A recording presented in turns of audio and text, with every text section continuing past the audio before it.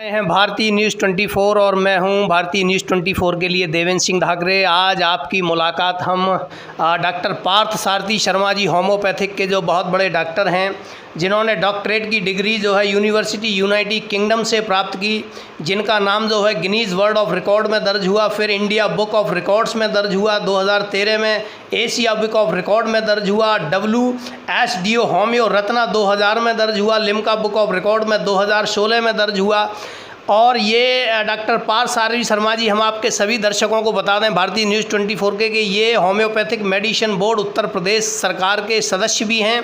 तो जानते हैं कि आज जहां पूरा विश्व इस कोरोना महामारी की जंग से लड़ रहा है, पूरा विश्व कम से कम लॉकडाउन में पड़ा हुआ है, तो डॉक्टर साहब ने जो है किस तरह से अपने मरीजों को जो कोरोना पॉजिटिव के लक्षण आ रहे हैं या इस तरह की जो है होम्योपैथी में क्या व्यवस्था है।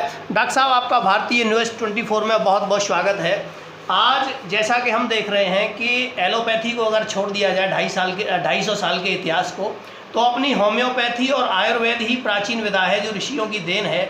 आज कोरोना के इस संकट में कौन सी वो होम्योपैथिक की दवा है जिससे व्यक्ति को, आज हम देखते हैं कि नॉर्मल खांसी जुकाम भी हो जाता है तो उसको 15 दिन का क्वारंटाइन कर दिया जाता है, तो इस फ्लू से, इस वायरस से कैसे बचा जा सकता है, कौन सी वो दवाई है?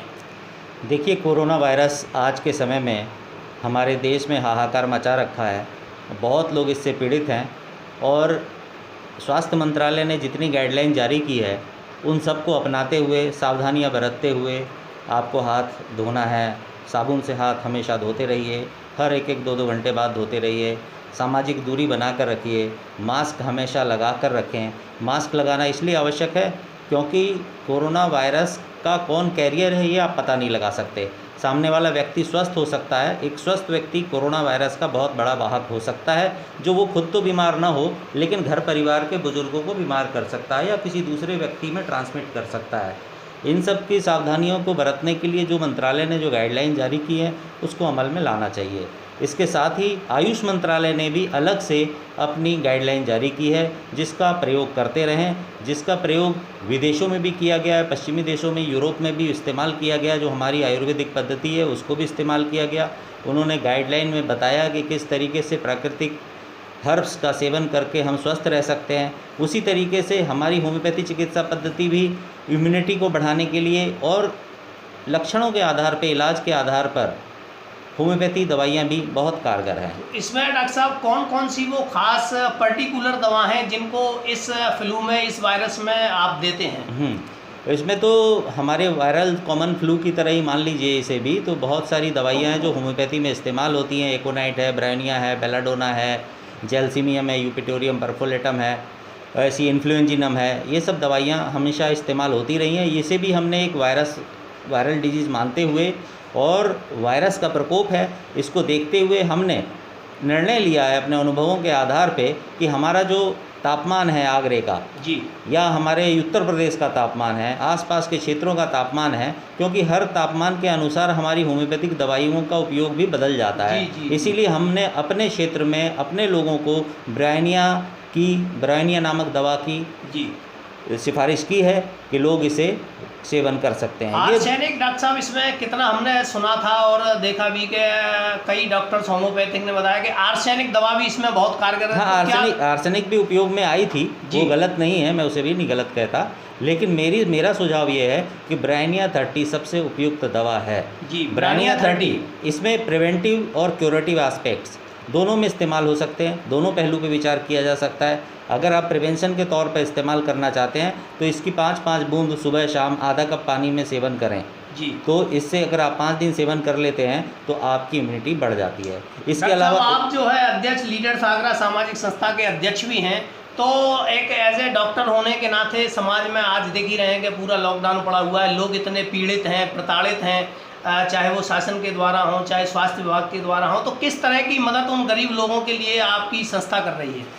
मैं लीडर्स आगरा संस्था, सामाजिक संस्था है, उसका मैं अध्यक्ष हूँ। अध्यक्ष होने के नाते मैं हमारी संस्था विभिन्न तरीके से खाद्य सामग्री का वितरण, पके हुए खाद्य सामग्री का वितरण, लोगों को दवाइयाँ उपलब्ध कराना, खास तौर से बुज़ुर्ग लोग और जिन लोगों की दवाइयाँ ख़त्म हो गई उन लोगों को ऑर्डर लेकर उनको दवाइयाँ उनकी होम डिलीवरी कराई जा रही है और संस्थाओं के साथ संयुक्त प्रयास से ऐसा हमारी संस्था कार्य कर रही है। ये एक सामाजिक क्षेत्र की चेतना का कार्य है और हम करते रहे हैं और करते आ रहे हैं और करते रहेंगे। अच्छा डॉक्टर साहब, इसमें जैसा कि पहले बहुत सारी चीज़ें आई थी कि ये वायरस जो है 28 डिग्री पर जो है से ऊपर जाता है तो मर जाता है, तो आगरा में अभी जो है 40 के आसपास टेम्परेचर है, तो इस टेम्परेचर को वायरस के खात्मे के लिए, उसके समाप्त के लिए कितना आप कारगर मानते हैं?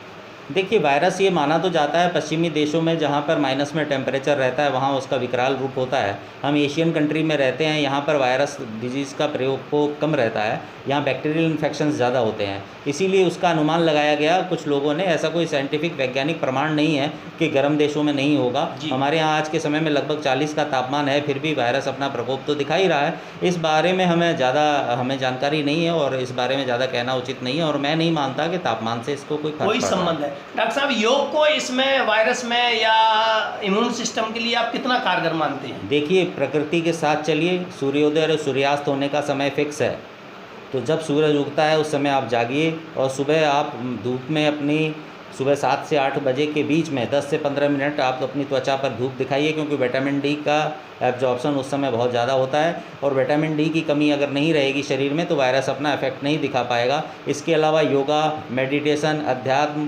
पूजा, ये सब आप अपनाइए और शाकाहारी भोजन करें। इस बात का विशेष ध्यान रखें कि भोजन मांसाहारी नहीं होना चाहिए। मांसाहारी नहीं होना चाहिए, और सब्जियां, वेजिटेबल्स और जड़ी बूटियां जो हैं बस सेवन करें। तुलसी है, अदरक है, गिलोय है, पुदीना है, ये सब बहुत लाभकारी है। तो ये थे हमारे साथ डॉक्टर पार्थ सारथी शर्मा जी, ये सामाजिक संस्था से भी जुड़े हुए हैं और इन्होंने बताया कि होम्योपैथिक में आर्सेनिक भी कारगर है और बहुत सारी दवाइयां हैं, और अभी तक चूंकि इस पर चाहे वो इजराइल हो, चाहे अमेरिका हो, चाहे चीन हो, चाहे भारत हो, चाहे जर्मन, फ्रांस, किसी भी पर्टिकुलर एक वैक्सीन तैयार नहीं की है। डॉक्टर साहब का यही कहना है कि आप सोशल डिस्टेंसिंग में रहिए, वेजिटेबल खाइए, मांसाहारी बिल्कुल ना बने, और जो है एल्कोहल का सेवन न करें। इस सब से सावधान रहते हुए आप देखते रहिए भारतीय न्यूज़ 24। मैं देवेंद्र सिंह।